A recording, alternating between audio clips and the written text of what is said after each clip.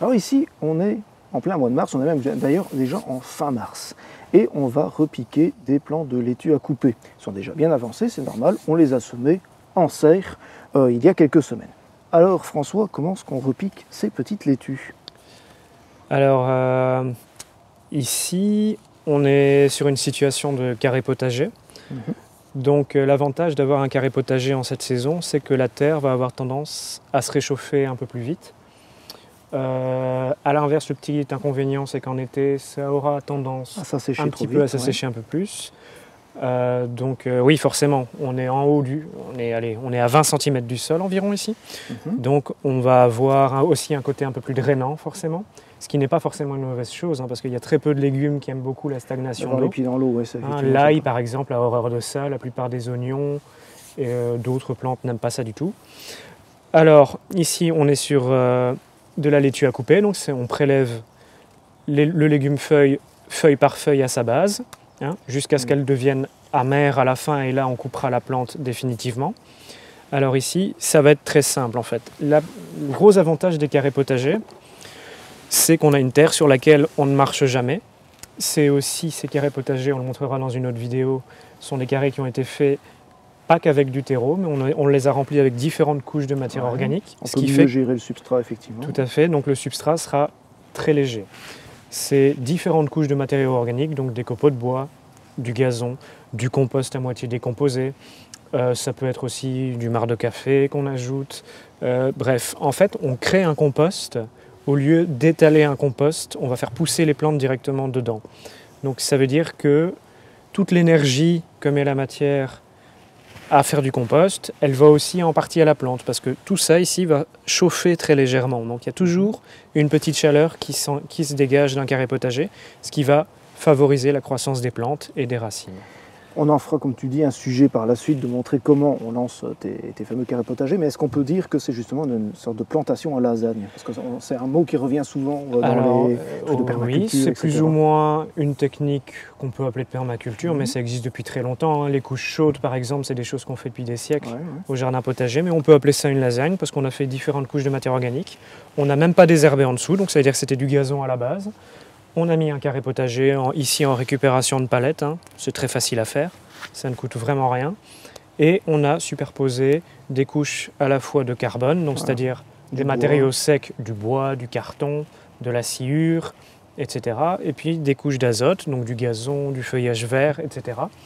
Et on a terminé par une couche de terre riche et souple, donc ici du compost, mais ça peut être du terreau également.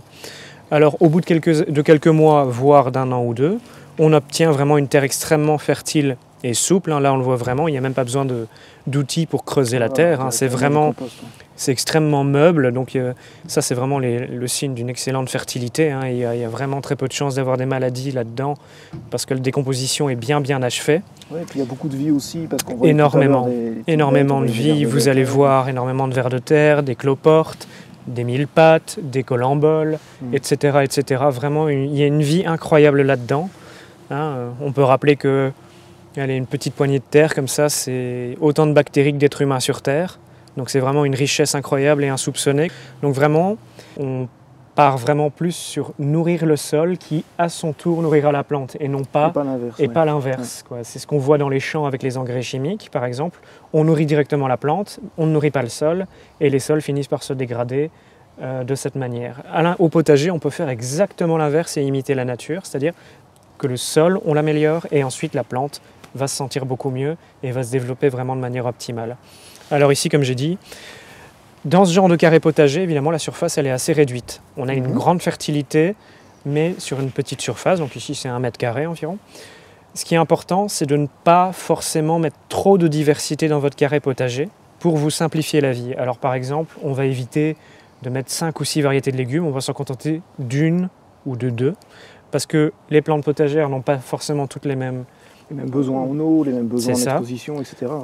Et aussi, elles vont finir, certaines, par exemple si vous mettez un chou de Bruxelles à côté ou un chou romanesco à côté d'une laitue, ça va finir par se concurrencer tout doucement. C'est des plantes qui n'ont pas la même forme de croissance. Et une laitue, ça peut être récolté en quelques semaines, tandis qu'un chou, parfois c'est 8, 9, 10 mois en terre. Donc il faudra réfléchir à ça. Donc ici, par exemple, on va faire un carré avec essentiellement des laitues. Donc ici, on a des laitues à couper, mais ça pourrait être aussi des laitues Batavia ici, qu'on a également semées il y a quelques semaines. Ici, elles sont dans des cellules, ici. Donc elles ont été repiquées au stade de cotylédon. Donc pour rappel, les cotylédons sont les 2 premières petites feuilles, fausses feuilles des plantes. Donc on les voit par exemple ici sur des laitues Batavia plus jeunes qui ont été semées par après.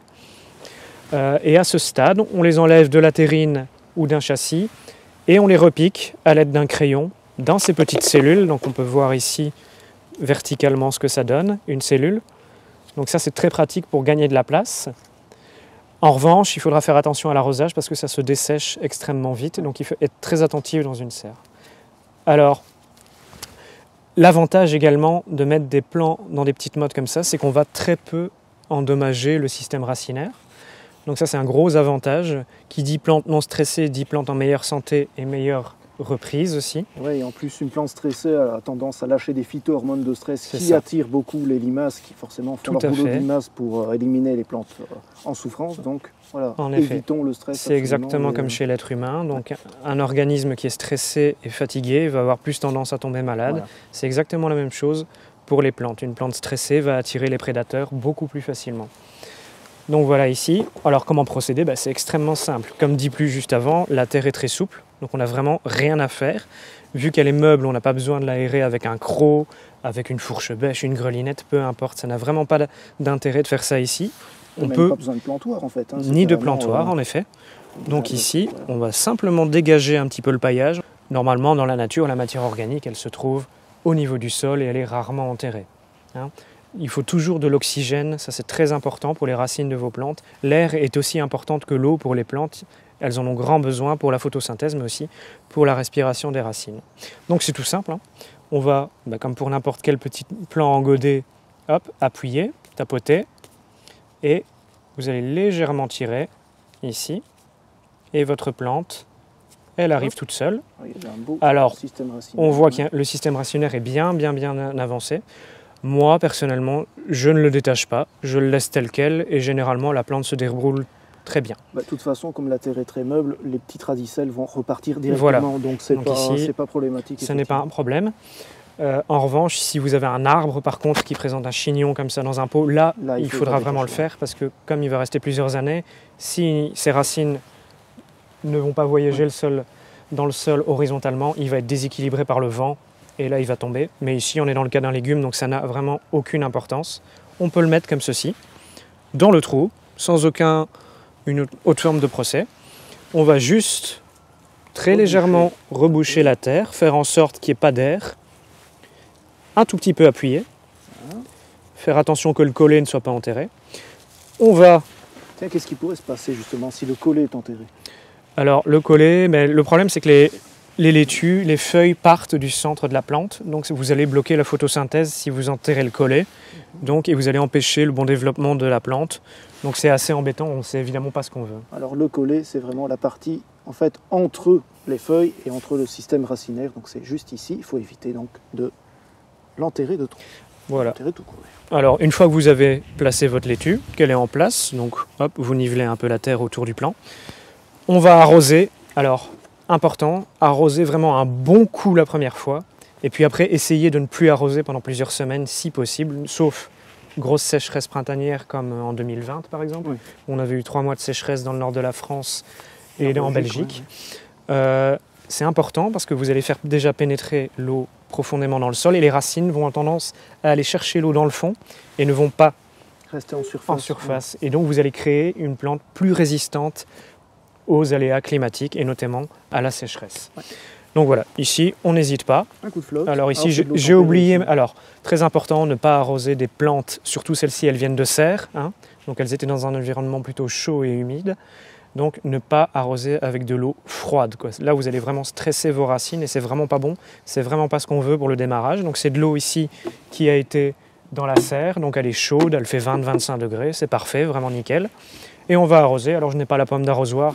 Quand vous oubliez votre pomme d'arrosoir, par exemple, vous pouvez mettre vos doigts devant. On va arroser dans la petite cuvette qu'on a créée. Ici, on n'hésite pas, on peut y aller, on peut mettre la dose. c'est pas trop grave. Les laitues, elles supportent très bien l'humidité. Et de toute façon, comme tu as dit, l'eau, elle va percoler. Elle va percoler sans problème. Donc, Les carrés potagers sont des endroits drainants pour les plantes. Voilà. Avec ça, il y a largement assez. Il y a bien plu ces dernières semaines. On a eu la chance d'avoir un hiver cette année assez pluvieux, ce qui n'est plus le cas forcément chaque année. Et puis, dernière étape, mais très importante pour perpétuer la création de sol donc, et la décomposition de la matière organique, c'est on va tout simplement remettre le paillage tiens, petite question, tout autour de la plante. Dis-moi. Tu as mis donc du broyat de branche, du BRF Oui. en dernière couche. Tout à fait. Parce que normalement, pour que cette couche se dégrade dans le sol, Oui. eh bien, ça va pomper un peu d'azote, justement. Les micro-organismes ont besoin d'un peu d'azote Tout à fait. pour pouvoir le dégrader. Est-ce que ça ne peut pas créer des fins d'azote, justement, dans les carrés potagers? En effet, si on équilibre mal son paillage ou bien qu'on a mal équilibrer les couches de matière organique qu'on a mis dans cette lasagne, on peut avoir ce qu'on appelle le phénomène de fin d'azote. Ça se voit facilement, les plantes stagnent, elles vont s'étioler, donc elles vont jaunir, elles vont pousser beaucoup moins bien, être peu vigoureuses, vous produire peu de matière végétale. Donc pour pallier à ça, il va falloir donner des sources d'azote ou bien ne pas exagérer la quantité de matériaux ligneux, donc le bois. Pour que les champignons attaquent le bois, il leur faut de l'azote. Donc l'azote, c'est ce qu'on trouve dans les tontes de gazon, dans votre urine. Tout ce qui est déchets verts. Tout ce qui est déchets verts, dans le marc de café, c'est très riche en azote, etc. Donc tout ça, ça va être important de l'apporter en quantité en même temps que du bois. Donc ici, j'ai juste mis une toute petite couche de bois au début. C'est plus pour éviter l'évaporation, parce que le paillage de l'an dernier était presque complètement mangé par la vie du sol. Donc les vers de terre étaient venus dégrader les feuilles, le gazon de l'été dernier. Ouais. Tout avait presque disparu, donc il fallait remettre, parce que sinon on va avoir l'apparition de chiens-dents, de pissenlits ou d'autres herbes qu'on n'a pas forcément envie d'avoir au potager. Donc ce qu'on appelle les mauvaises herbes, mais on peut plutôt dire des plantes adventices ou indésirables au potager. Et donc finalement, on remet un peu de paillage pour éviter la germination de toutes les graines dont on n'a pas envie.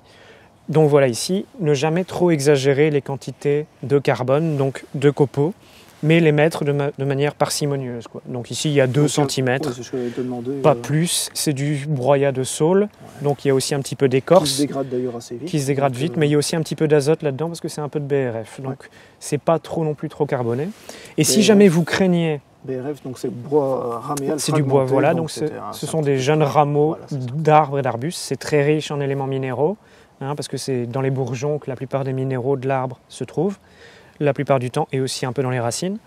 Donc ici, si vous avez peur éventuellement que votre terreau soit trop riche en carbone ou qu'il n'y ait pas assez d'azote, vous pouvez tout simplement ajouter un peu d'urine, par exemple, à votre eau d'arrosage, du marc de café, un peu de purin d'ortie, pourquoi pas. Il existe plein de sources histoire de réguler le carbone azote si vous avez un doute.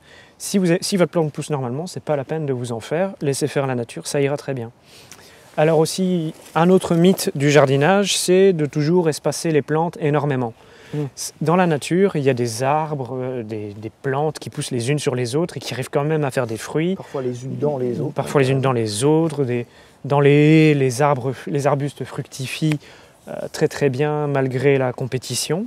Ici, on ne va pas écarter forcément énormément nos laitues. On va compter, allez, j'ai des petites mains, mais une vingtaine de centimètres maximum. C'est tout à fait suffisant. Faut pas la peine de perdre de la place, surtout que c'est vraiment... surtout pour des laitues à couper. Surtout pour des laitues à couper et des carrés potagers qui sont très réduits en taille. Donc on essaye de maximiser un maximum l'espace. On peut surplanter. Voilà, alors là, on a quand même une bonne illustration. J'espère qu'on peut le voir à la caméra. Mais on voit vraiment les champignons qui sont bien actifs. On voit vraiment le mycélium ici, sur la matière organique. Donc ça, c'est toujours très bon signe. Et on voit bien aussi les vers de terre qui sont présents en quantité. Donc là, ici, c'est un vrai festin pour eux. Ils vont se nourrir de la matière organique, l'enfouir légèrement, brasser le sol, faire remonter les éléments minéraux, permettre à l'eau de pénétrer dans la terre. Ils ont vraiment toute une grande importance dans l'architecture et dans le fonctionnement des sols. Il faut vraiment tout faire pour les favoriser. C'est vraiment extrêmement important. Et également, je parlais tantôt de paillage. Le paillage ne sert pas seulement à maintenir les adventices tranquilles, c'est aussi... Ça évite l'évaporation. L'évaporation, parce que les vers de terre ne travaillent pas si le sol est sec. Ils vont rester dans une boule dans une espèce de loge et ils ne vont plus bouger. Mm. Donc l'important, c'est de toujours garder un sol humide pour qu'ils continuent à travailler en même temps. D'ailleurs, ils sortent à la pluie et c'est pour ça que les pics verts tapent sur le sol. C'est pour Tout imiter à la fait. pluie et faire sortir Hein. les vers de terre de Tout leur loge. jardinier un peu attentif a déjà vu les merles qui vont un petit peu merles, farfouiller dans la pelouse pour trouver les vers de terre qui remontent, justement quand il fait humide. Alors même procédé à chaque fois. On va pouvoir mettre une laitue à chaque fois tous les 20 cm. Et pourquoi pas même entre les laitues, vu que les radis, par exemple, Voilà, ont les une carottes végétation. prennent Voilà. beaucoup de place aussi. Ouais, des choses comme Et ça. vous pouvez aussi anticiper. Vous pouvez mettre un poireau qui va pousser verticalement, par exemple. Donc, dans le potager, c'est bien aussi de penser de manière 3D, de ne pas forcément penser le potager de manière horizontale seulement, mais aussi de penser de manière verticale et de l'espace qu'on peut gagner comme ça. Ça, c'est aussi très intéressant comme façon de voir le potager. Donc ici, voilà. Ça, c'est pour les laitues. Alors, les laitues sont loin d'être les seules plantes potagères qu'on peut faire démarrer en mini-motte. On peut parler des poireaux, des oignons, des betteraves, les les bêtes, tomates, évidemment, les bêtes sont faisables aussi. Solanacées, Voilà. fruits, quoi, donc, Tout ce qui est à éviter en mode, de toute façon, c'est facile à retenir. Ce sont la plupart des légumes racines. Donc les carottes ne supporteront évidemment pas de transplantation. Radis, navets non plus. Les radis, les navets n'aimeront pas ça du tout. Les panais, évidemment. Donc voilà, ce sont les petites exceptions. Mais moi, je conseille vraiment la plantation en motte parce que vraiment, on stresse peu la plante. On peut gagner beaucoup de temps dans l'avancement de la saison. On va aussi parler, on pourra mettre un voile d'hivernage au-dessus pour éviter les petites gelées. Hein. Donc ça aussi, qui peuvent encore arriver. Ici, on est seulement le 23 mars aujourd'hui, Ben donc il faut faire attention quand même. Le printemps, c'est pas encore gagné tout à fait, quoi. Il peut encore y avoir des petits problèmes de gelée. Merci François. On Mais va de rien. bouger d'un deuxième carré. On va faire hop Parfait. pour le sujet suivant. Ok, c'est parti.